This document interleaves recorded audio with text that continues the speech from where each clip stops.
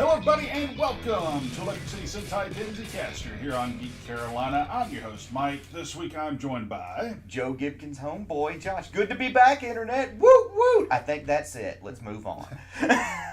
I've missed that, oddly. It's just Josh and me, so you know what that means. Johnny Sokko! We have some more Johnny Sokko and his flying robot to go over today. But before we do, we have hit 125 subscribers to Geek Carolina, so it is time to announce a giveaway. Before the end of this episode, I'm going to tell you guys how you can win Season 1, Volume 1 of Ultraman, the original series, on DVD. This is actually my old personal copy, but this is... we wound up actually getting donated to us a full season set so that we can talk about it and review it later on the show. So, thank you so much, guys. Yes, so we're going to be giving this one away. Stay tuned. Before the end of the episode, I'll tell you how to win Ultraman on DVD. Season 1, Volume 1. Because God bless Subaraya and congratulations to them. They finally won the lawsuit and actually got the worldwide rights to Ultraman back. So nice. California Supreme Court finally decided that document that the Thai company had for years was fake. Yeah, a little bit too late for Ready Player One. But yeah, but still. Still, Iron Giant, not too bad. But you know what? This does mean you might actually see the first 6 Ultra series show up on Crunchyroll at some point to join all the other old ones. That would be cool. So, who knows? So today we've got another couple episodes of Johnny Sokko to go down in the books. Episode 19, Metron, the Mysterious Spaceman, or if you watched the original Giant Robo, or that's the one that you are watching, Metro 3, the Alien from Andromeda. And then episode 20, Beware the Radion Globe, or SOS Giant Robo. So, real quick synopses. You have a... Oh, my bad. They actually weren't bad. Yeah, they weren't. No, they were. Episode 19, the effects could be considered glorious. Actually, they were quite good. Episode 19, Metron the Mysterious Spaceman. A saucer-shaped spaceship approaches Tokyo and lands in a forested hill not far from the city, but it lands rough. When Unicorn rescue a three-eyed alien named Metron, he double-crosses them, and suddenly Johnny Sokko and Giant Robot have to deal with the alien and Torozon, a.k.a. Giant Robo 2 from an earlier episode in the series. And then episode 20, Beware the Radion Globe. One day, a huge ball of fire appears in space and blasts... That was supposed to be a ball of fire? It kind of looked like a really nasty sweet potato, actually. Well, I was going to give him a little more credit than that and say it was supposed to be a meteorite, but sure, sweet potato works. So, one day, a large malformed daikon appears in space and blasts the communication satellite of the Unicorn Organization, a communication satellite hitherto unmentioned in the series. Which is referred to as POS Unicorn. Well, it's UPOS, which is the Unicorn something satellite. I think it's like Peace Organization satellite. Unicorn piece of shit. That's what we decided. To investigate the cause of the accident, Unicorn sends Giant Robot into space, but he is captured and rendered inactive no matter how hard Johnny Sokko tries to revive him. So, what did we think of this couple episodes, Josh? Actually, not bad. Yeah, I mean, some of the better episodes that we've seen out of Giant Robos, at least in the terms of practical effects. Some like in the first episode, the helicopter crash was really well done. I mean, it really was. I mean, just from the model crashing, and then the use of like little figures, and then cutting back to actual full-on shots of the characters. I mean, it was just somebody knew their stuff when they shot this scene. Yeah, you get the vibe, as we have learned, thanks to you guys out there educating us. The episodes were shot wildly out of order. So looking at these couple episodes, one has to assume these are 2 of the later episodes in production order because the quality of the effects and so on is considerably higher. Metron himself as a bad guy, the series has had and introduced us to a couple of one-off bad guys off and on throughout, and most of them to me are miraculously meh. Metron, not so much. I actually liked Metron. I liked the visual of him. The makeup wasn't bad. God bless this show and its prosthetic heads. He was kind of creepy, actually. I mean, like, part where he's chasing Johnny around, he's like, yeah. That was vaguely creepy. Yes. The prosthetics on him, Red Cobra, a.k.a. Fangar. Also known as TV's Clint Howard. Yes. Is perhaps the worst offender of the badly blended forehead prosthetic in this show. And even that was better, these 2 episodes. It was better in episode 20. They did a decent job of it, as long as they kept the shot at a certain angle. But Metron, they actually did a really good job of blending the face makeup into the design of the prosthetic, so it did look like one mask. So they did a really good piece of business there. And I'm with you. The practical effects for the helicopter crash might be the best practical effect we've seen in the show yet. This show had good composite shots. The helicopter effect, how they, I'm going to give them credit. How it looks like they purposely took the miniature people and knocked them out of focus, so that it kind of hid that they were basically action figures on strings falling away from the helicopter. But they did a good job of hiding it, good enough that it still looked good in HD, which is something that most old Toku shows are hindered by. So they did a really good job on that. And I actually liked the concept of the episode, how it's just more or less this space alien that shows up that is in the guise of a intergalactic policeman that's there to capture Emperor Guillotine. Yes, because he said he was Andromedan Security Forces or something like that. And I really dug that. Although I must say, the episode furthers our working theory that the most competent agent of Unicorn is a 9-year-old little girl. Also, they show this bit where these hunters, I'm guessing they're hunters, show up and they go inside Metron's ship, and he's like, "Oh, you helped me have some food pellets. No, seriously, no joke, dudes. Take one of these and you will not need to eat for years?" For a year. A year. He wasn't wrong. Yeah. They just didn't want to do anything else for a year either. Yeah, they won't do anything for a year, or potentially longer. I liked how he's either really smart or he's immune to he's a good con man or he's immune to whatever it was, because he ate one of the pellets in the first time around. He didn't touch them the second time around. So yeah, I missed that he actually ate the pellet the first time. And the first one, he actually picks up on that and he eats it first, which means either he knew which one wasn't poisoned or he's just immune to whatever it is. Regardless, it's a nice way to set up the trap that he's going to try to lull Johnny and Mono into later in the episode. To be fair, at this point, folks, it's real easy to lull Mono into a trap. Well, yeah. The only person who actually does not trust Metron for the entirety of the episode, though, is Mari. Like I said, she is reinforcing the thought that she is the one lone competent Unicorn agent. I mean, even Johnny is getting duped from time to time at this point. Anything in episode 19 with our spaceman that just made you kind of go, ugh? Just the...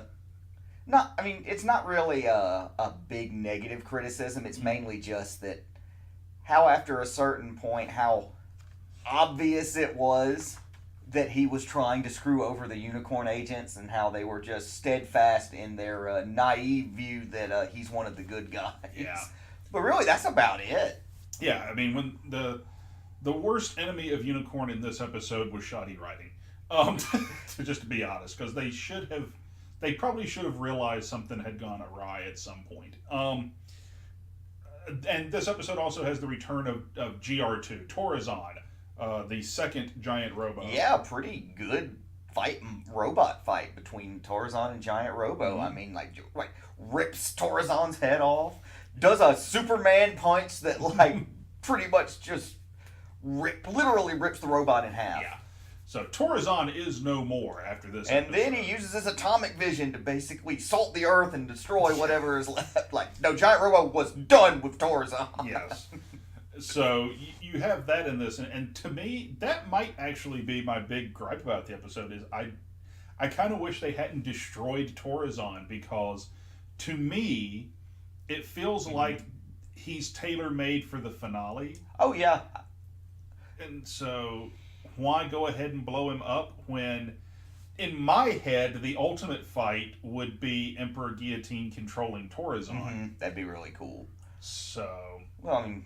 Well, maybe we'll get like a Torrazon Mark II or something like that. Who knows what we're going to get. That one other thing is that pretty, for Johnny Sokko, gruesome bit where one of the unicorn snipers like shoots out Metron's third eye. Yeah, like takes out the eye in the middle of his forehead. He has 3 eyes, one here and then the 2 standard.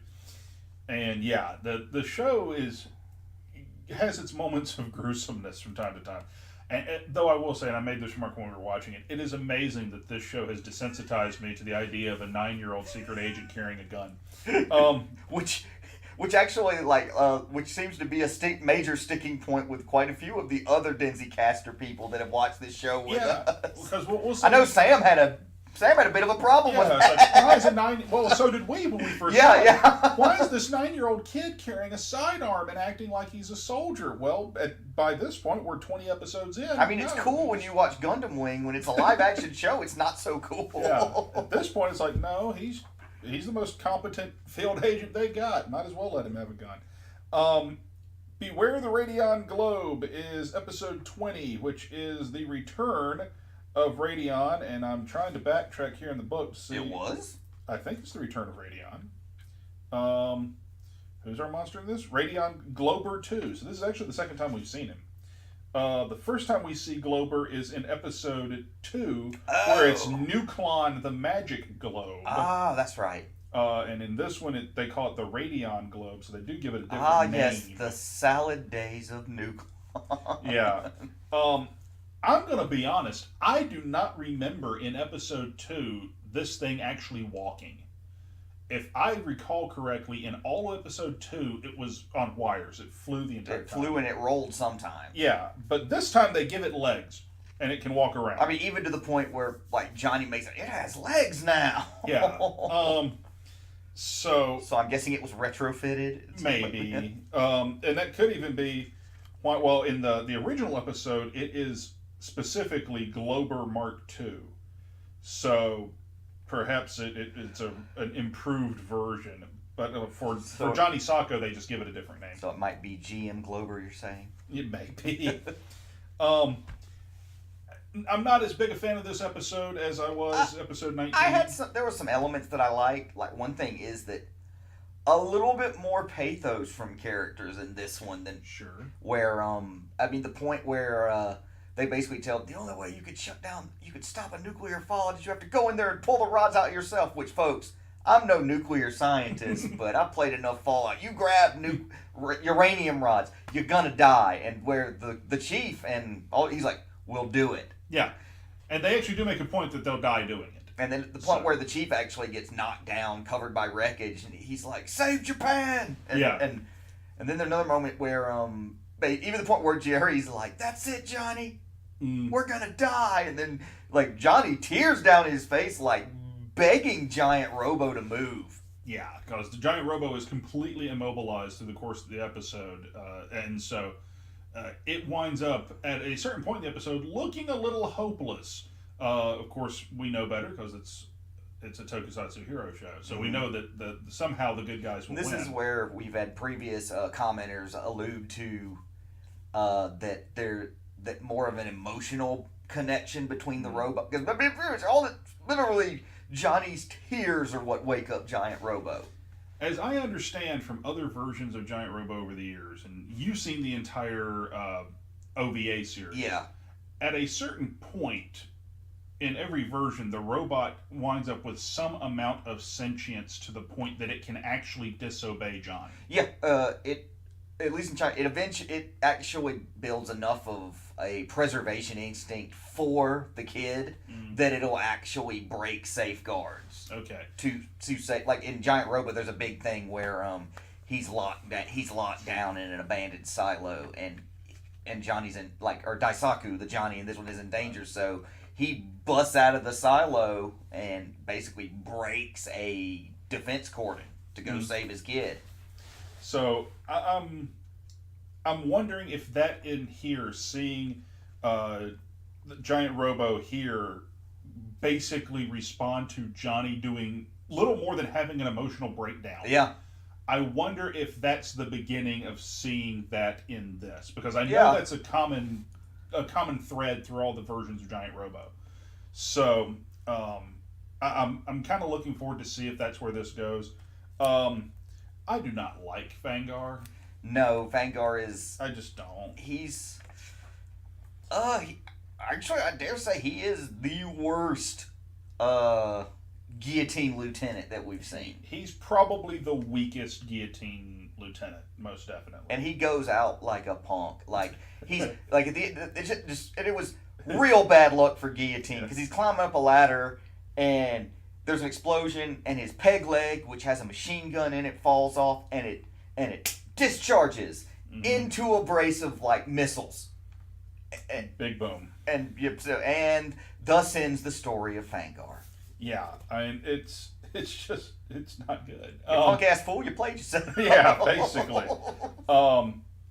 He's no Spider by any stretch of the imagination. He's no Harlequin for that matter. Yeah, he's not. That is one note.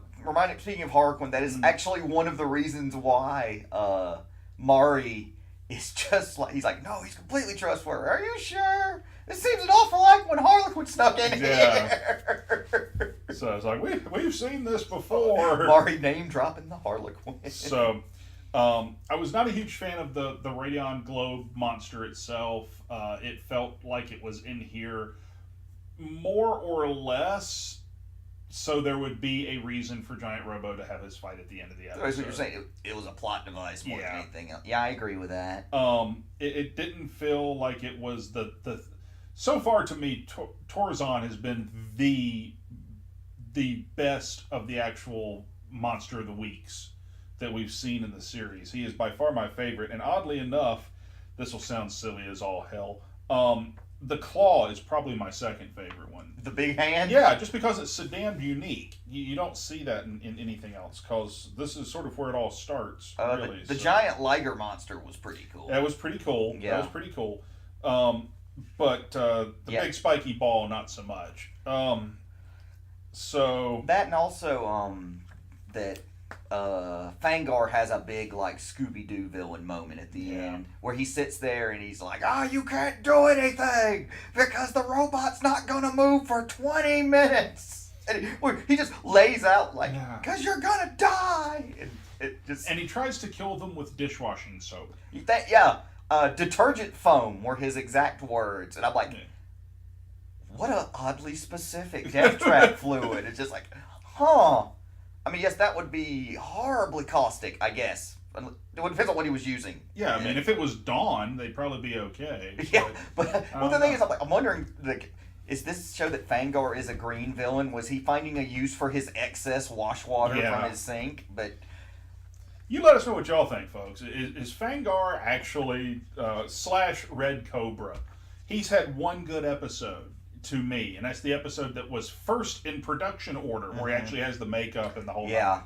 And past that, he's been kind of bad. And there was a nice little bit of practical effects, like when the gargoyle gang jumped the unicorn troops, and they basically just threw a bunch of grenades at them. That was a really cool, like tokusatsu explosion effect. That was actually episode 19. Oh, was it? Yeah, that's when they were stealing the.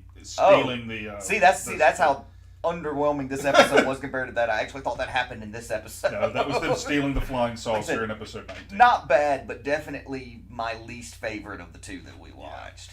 So, any closing thoughts on this pair of episodes and what we're looking forward to? Because we've only got 6 episodes to go. Oh, like I said, the more of a like showing that the robot actually has a bit of sentience. Kind of looking forward to that.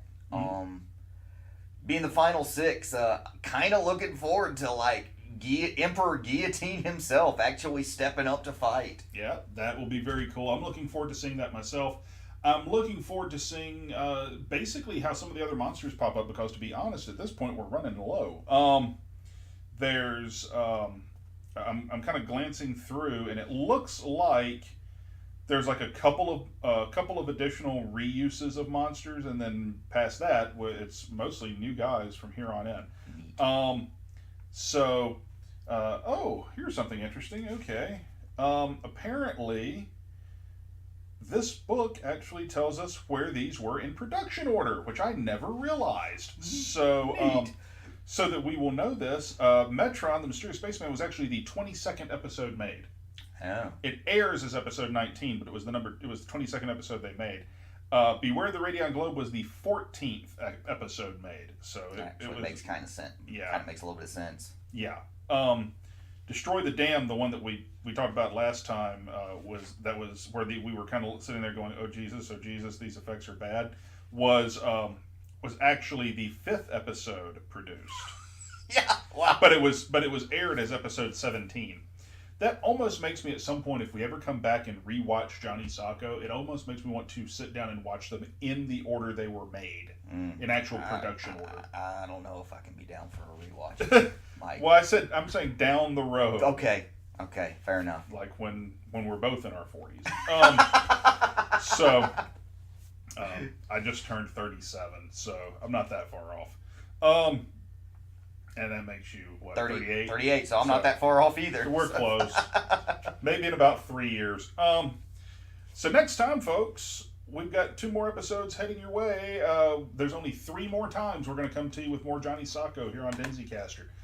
Next time, it will be episode 21, The Terrifying Space Mummy. Okay.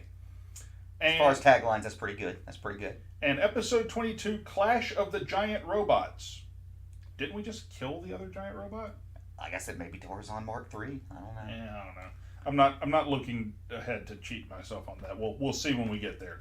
So, folks, we've got 3 more times. We'll bring you some more Johnny Sokko here. Of course, we will go full bore into Toei's Spider-Man once we are done with this. We are still watching Pretty Guardian Sailor Moon. We generally try to wait for Sam to be around before we watch Pretty Guardian Sailor Moon. And we've got more Live Man. We're still going through that one. We always wait for Will to get here so he can get out his pent-up frustrations about the Biomotion Buster.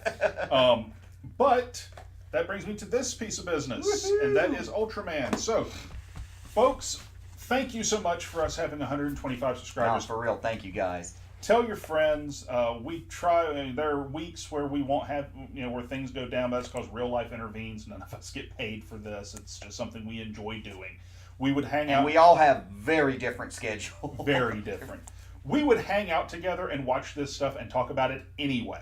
Yeah. So putting a camera in front of us and sharing it with everyone is just something cool extra we get to do. So. When we can, we want to start giving some stuff back, and so that is what this is. And I can go ahead and tell you this is not the last time we're going to be doing a contest here on Denzicaster, but this one's going to be really simple. In the comments below, we need to know what do you guys think of Giant Robo? Just leave us some comments. That's how we're going to do this one.